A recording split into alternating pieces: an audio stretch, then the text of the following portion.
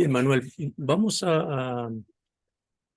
¿cómo podemos conocer un poco más la República Dominicana, ¿no? De cara a algunos problemas que tiene la región, como son la migración, la cuestión de género, este, eh, y que sinceramente parece que son problemas que a la República Dominicana no le tocan o lo está resolviendo de buena manera. ¿Cómo sería?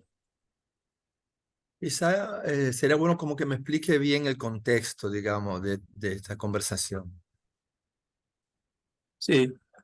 En primer lugar, conocer cuáles son los aspectos políticos y culturales que hacen a que República Dominicana en la región sea un país y una sociedad con una estabilidad envidiable, ¿no? Una estabilidad institucional, una estabilidad política.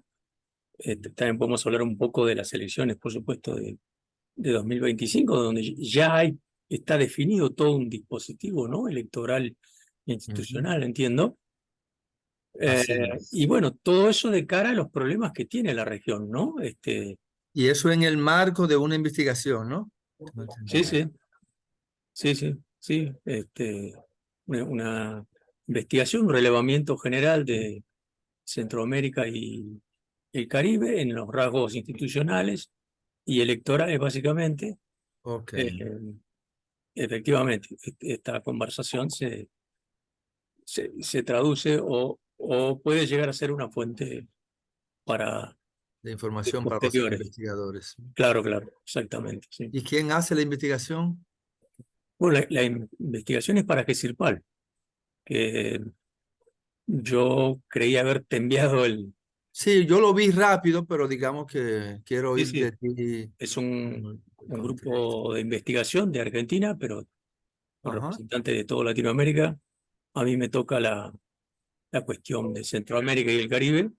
Ok. Estudios de, como te decía, reformas institucionales Ok. eh, y, y las cuestiones electorales en particular. A mí también me interesan mucho lo- el tema de los gobiernos locales y las iniciativas populares. Ok. Bueno, una serie de cuestiones. En este caso, Perfecto. conocer tu país, ¿verdad? Ok. Perfecto. Pues arranquemos. Bien, en el contexto que tiene la región, la cuestión migratoria y las cuestiones de género, en primer lugar, yo creo que eh, lo que habría que explicar cómo es que otros países están realmente con problemas Ujú. y la República Dominicana parece que los está tramitando de otra manera. Esa es mi primer curiosidad, ¿no? Ok, porque la verdad es que yo no creo que no haya problema en esa área, Ah, bien. en el área migratoria. Ajá. Nosotros somos un país que tenemos una gran cantidad de migrantes, decíamos de inmigrantes, emigrantes, si dominicana expulsa o dominicanos y dominicanas emigran fundamentalmente a los Estados Unidos, teniendo Nueva York como el estado que más recibe dominicanos y dominicanas. Se habla de más de 1 millón de dominicanos y dominicanas según la fuente de los Estados Unidos. También tenemos una gran presencia migrante, no gran, pero relativa, relevante, hacia España. Mm. Esta migración, digamos que se aceleró bastante en los años 70 80 del siglo pasado, eh, y obedece fundamentalmente a con lo que pasa casi en todos los países del mundo, a un tema económico. Fundamentalmente la migración dominicana es una emigración económica, y se fue a un país, la mayoría, a los Estados Unidos, que es la primera economía del mundo y que nos queda relativamente cerca porque la migración dominicana hacia los Estados Unidos anteriormente se daba sobre todo hacia Puerto Rico y todos los mecanismos posibles para irse, incluyendo en yola, nosotros nos llamamos yola a un bote pequeño, casi artesanal, que cruzaban el mar. Hay un Canal de la Mona, que divide a los Estados Unidos, a Puerto Rico y Dominicana, y muchos dominicanos arriesgaron, perdieron la vida, de hecho, en esa profecía, en ese viaje, ¿no? Digamos que sí, efectivamente, en los últimos años se ha reducido la emigración nuestra ilegal a Estados Unidos y ahora hay una migración, pero digamos menor en cantidad y se usan más mecanismos regulares. También nosotros estamos entre los países que están emigrando vía México. Ahora mismo hay una ruta muy activa de llegar a Centroamérica pasar a México y de México pasar a Estados Unidos. Y hay dominicanos ahí, a cada rato nos están capturando dominicanos y devolviéndolos. Es decir, que sí tenemos un problema desde ese punto de vista. Desde el punto de vista como un país receptor de migrantes, tú sabes que nosotros tenemos la característica nada simpática de tener como vecino en una sola isla al país más pobre del hemisferio, Haití. Es un país con una población parecida a la nuestra en cantidad, unos 10 millones de habitantes, pero que sin embargo nosotros podemos, qué sé yo, 20 veces tener el PIB per cápita comparado con Haití. Entonces, esa gran diferencia económica ha hecho que durante muchos años haya un flujo importante de migrantes haitianos a trabajar a Dominicana. Lo clásico, aquellos trabajos que por su característica, tanto por el esfuerzo que exigen, como por la poca calificación que necesitan, como porque son mal pagos, los dominicanos prefieren hacer otras cosas, entre ellas emigrar a tener que trabajar en la construcción, en el campo, sobre todo en las áreas menos tecnificadas, eh, y en otras áreas con poco nivel de tecnificación, mal pago, y los haitianos, los trabajadores haitianos han desplazado. Originalmente era muy focalizado a la siembra y procesamiento de la caña de azúcar, que durante más de 50 años fue nuestro principal rubro de exportación, el azúcar, todo lo que es finales del siglo pasado. Nosotros era nuestro principal producto de exportación, era el azúcar, el café, digo, el café luego y el cacao, pero en ese mismo orden. Primero el azúcar por mucho, azúcar de la caña, y para trabajar en la caña, un trabajo pesado, porque un trabajo, no sé si tú has visto, lo que en general no hay sombra, porque la caña es como un arbusto, y entonces es en pleno sol que se trabaja el día entero, y se traían bajo contrato a braceros, se le llamaba, haitianos, para trabajar. Lo trajo desde el dictador. Nosotros tuvimos una dictadura que inició en el 1930 y terminó con el ajusticiamiento del dictador en el 1961. Así estuvo 31 años. Y en ese periodo, nosotros, digamos que exportábamos caña hacia Estados Unidos, azúcar, y Trujillo, ¿verdad? ¿eh? ¿Estás hablando de Trujillo? Con Trujillo, sí. Trujillo estuvo del 1930 al 61 y traía haitianos. Entonces, esos haitianos, muchos se fueron quedando y luego seguían viniendo de manera irregular. Así que aquí tenemos, y no es una relación fácil, una relación con mucha tirantez, es una relación donde los derechos de esos migrantes no son respetados, muchos de los derechos, ahí solo un poquito se tienen bastante marginalizados, eh, pero digamos que aquí vienen porque las condiciones de vida de su país son todavía peores, más precarias, como pasa con los migrantes.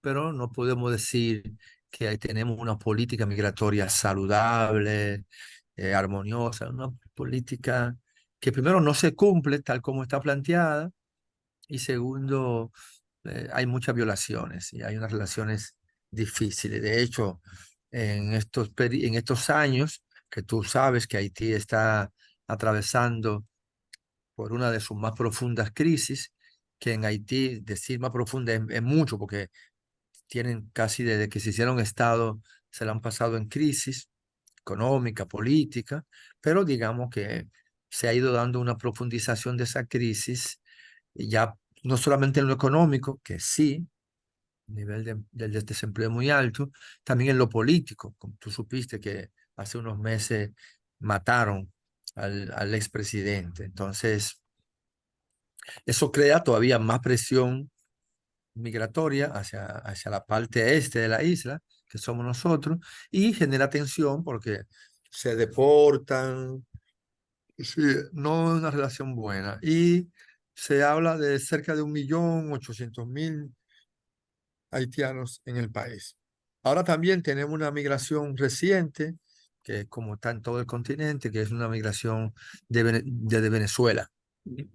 Con la crisis económica y política en parte en Venezuela, se ha originado un importante flujo migratorio de venezolanos a todo el continente, a todo el mundo, y nosotros nos ha tocado una cuota pequeña si la comparamos con la de Colombia, países vecinos. Aquí tienen que tomar un avión para venir, es decir, no es tan fácil, pero sí hay una migración haitiana, digo, venezolana cada día más importante, y se insertan sobre todo los venezolanos en trabajos informales, en la calle, de vendedores, y también en bares, restaurantes, haciendo esa labor de mozos.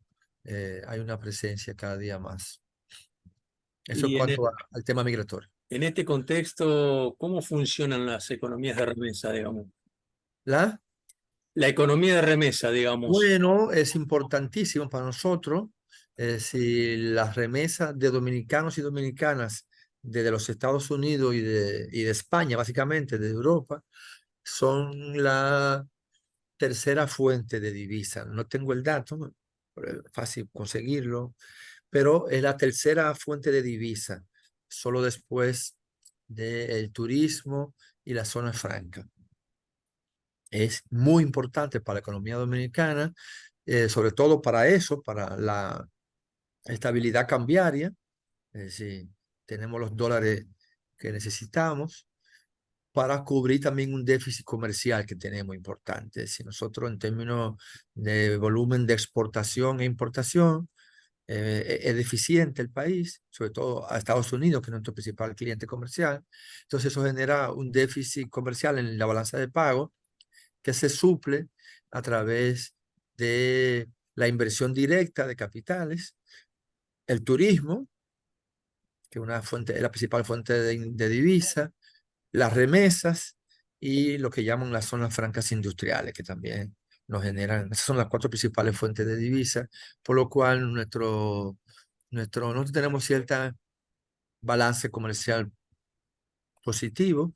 Eso explica que la moneda tiene una depreciación bastante controlada, 1% al año. Es decir, tenemos, digamos, controlado bastante el tema de la relación cambiaria con el dólar, pero sobre todo gracias no tanto a las exportaciones, sino a esos factores como ya te he explicado.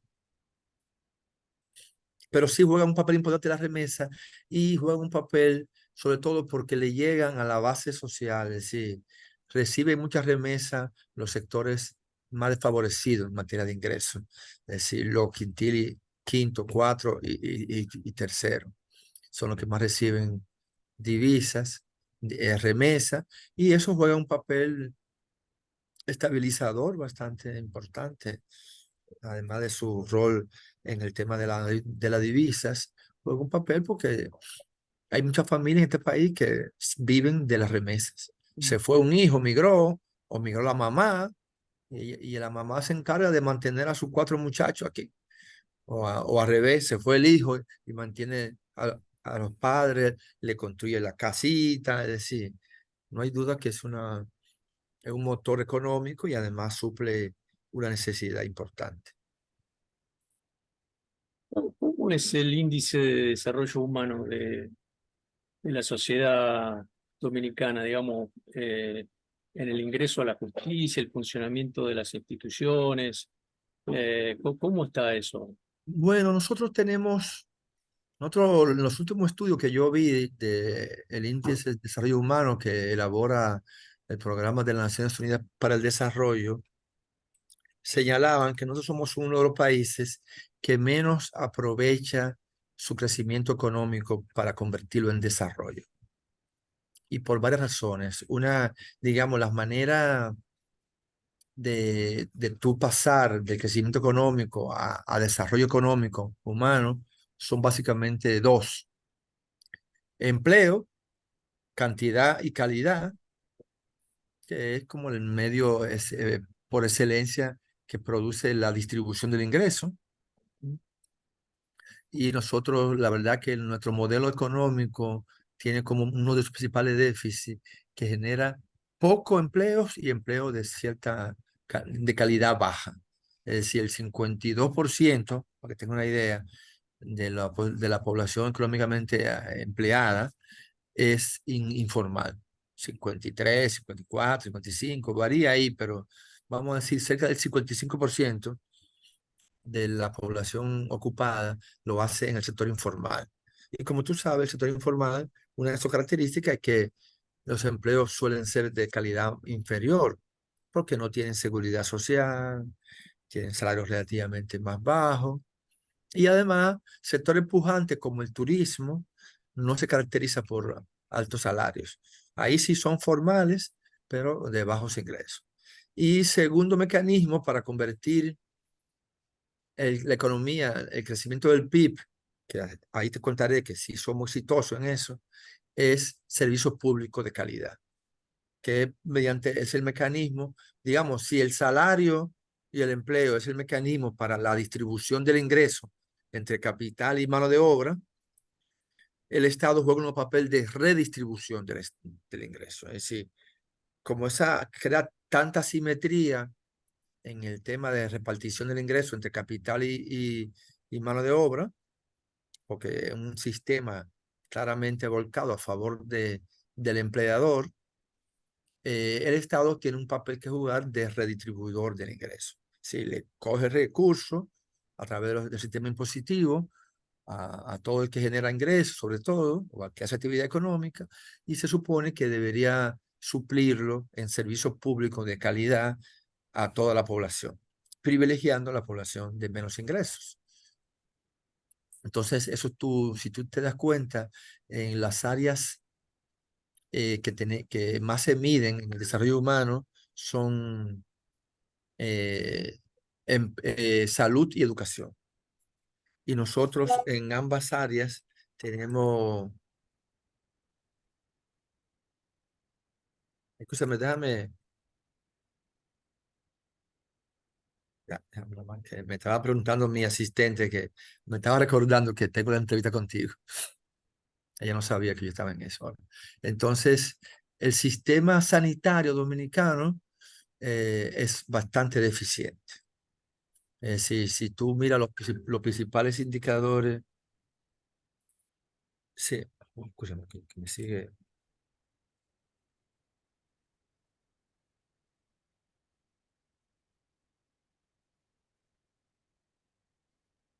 El sistema dominicano de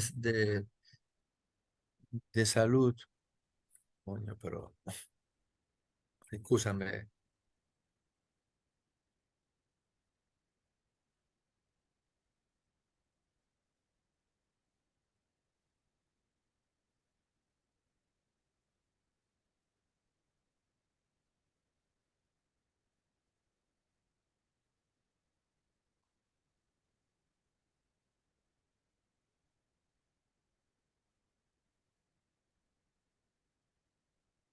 eh, los indicadores, por ejemplo, el indicador de mortalidad materna, nosotros lo tenemos uno de los más altos del continente. Solo creo que no nos supera Haití y creo que Bolivia.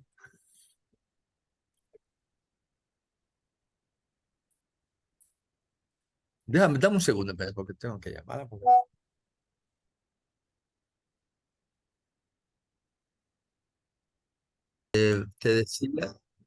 te decía que si tú miras los indicadores en materia de salud en Dominicana, estamos mal en mortalidad materna, mortalidad infantil, los años perdidos por discapacidad.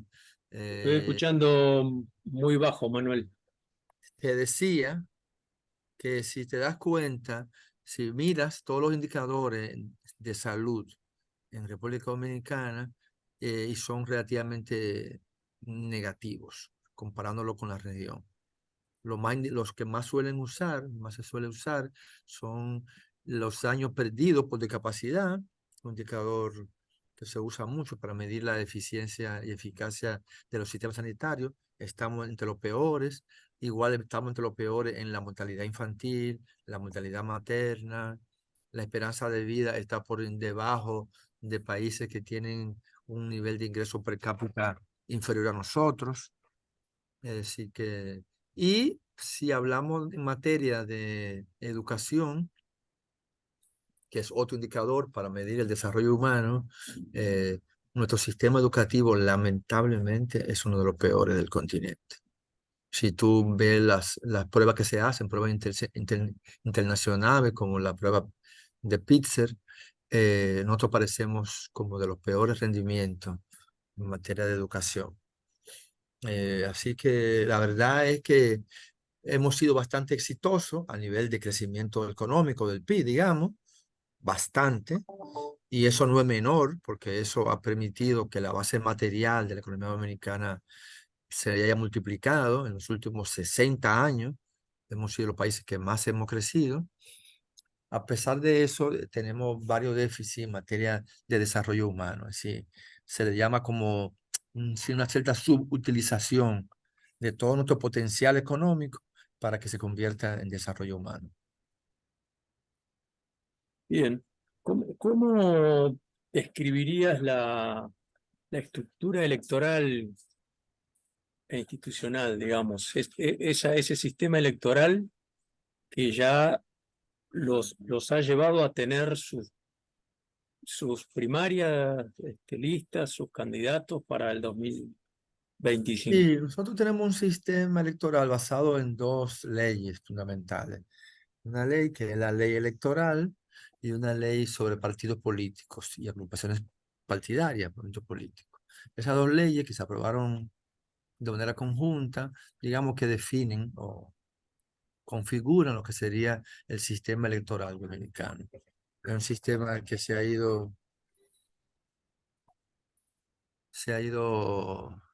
actualizando, modificando, reforma tras reforma, pero digamos que un sistema que acá ha tenido sus crisis, siempre hay su tema de irregularidades, pero se ha ido fortaleciendo y ha permitido que nosotros tenemos, vamos a decir, desde el 66,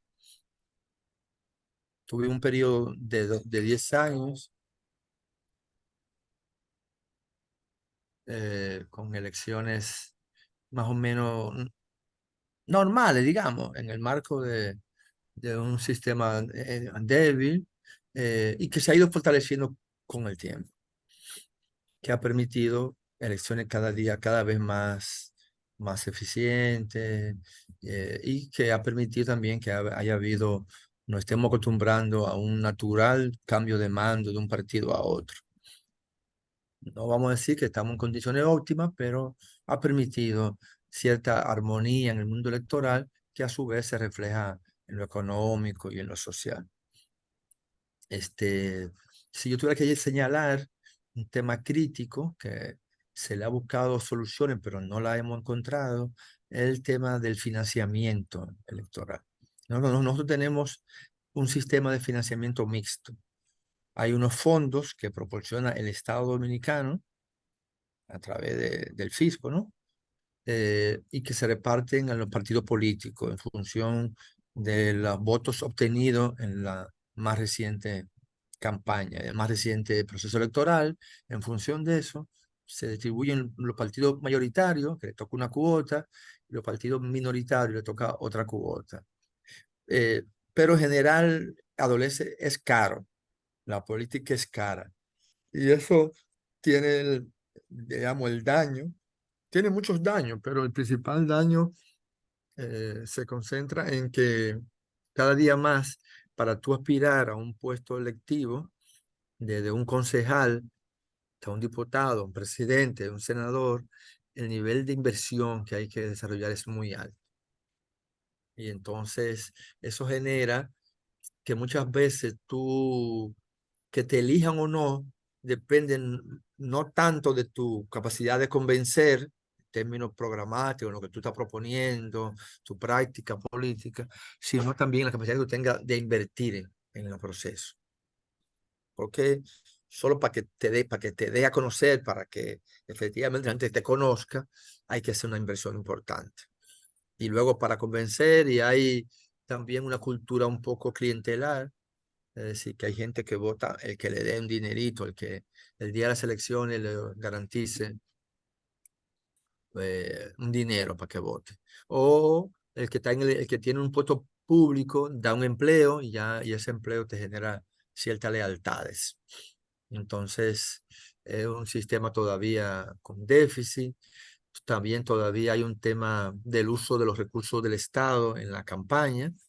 Este proceso parecería que no está en esa línea. El presidente ha sido muy enfático y todas las señales que han habido de uso de recursos en la campaña, uso de recursos públicos, han sido, el presidente lo ha detenido, pero tradicionalmente también los recursos públicos han sido de manera masiva utilizados en los procesos electorales, favoreciendo, digamos, a quien ostente el poder. También hay una cultura, por ejemplo, que representantes congresuales no solamente cumplen con su función de fiscalización y de hacer y modificar leyes, sino también que buscan la manera de agenciarse recursos para servicios, para hacerle favores a la gente. Y con eso, digamos, están haciendo campaña, están detrás del voto. Entonces eso, digamos, distorsiona ¿Mm? de manera importante la, la, digamos, la transparencia y la calidad de la democracia, vamos a llamarle. Digamos que podemos calificar, por lo que estás diciendo, a la clase política como conservadora, ¿verdad?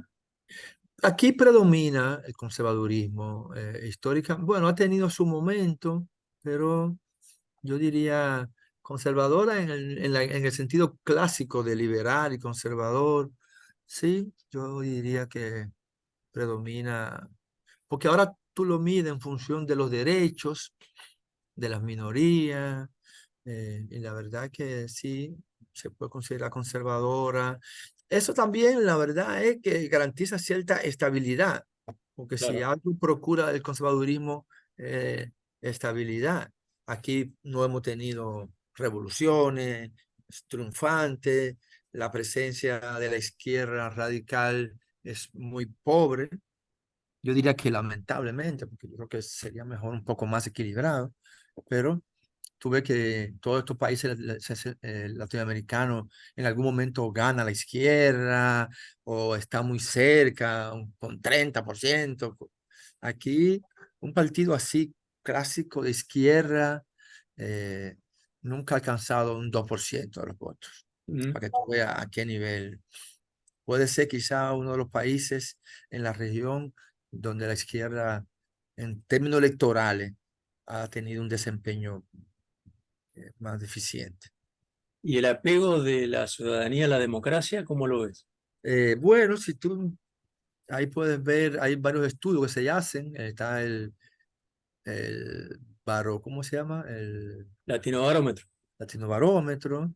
Y nosotros no nos caracterizamos por ser especialmente apegados a la democracia, ¿no? Es decir, cuando se nos pregunta, estamos en la media de Latinoamérica, sino más abajo, que si preferiríamos, hay una pregunta que dice que si prefiere un régimen de mano dura, pero garantice orden y seguridad, y, y tiene bastante, no recuerdo los datos ahora, pero sí recuerdo que los análisis que se han hecho apuntan a que somos un país con una cultura democrática endeble. Bien, te agradezco mucho, Manuel, y tal vez en alguna otra oportunidad te voy a Siempre molestar. disponible, Gustavo, claro, con mucho gusto. Y nada, cualquier otro detalle que se te acuerda que quizá en esta respuesta no quedó muy claro, me avisa y yo con mucho gusto. Gracias.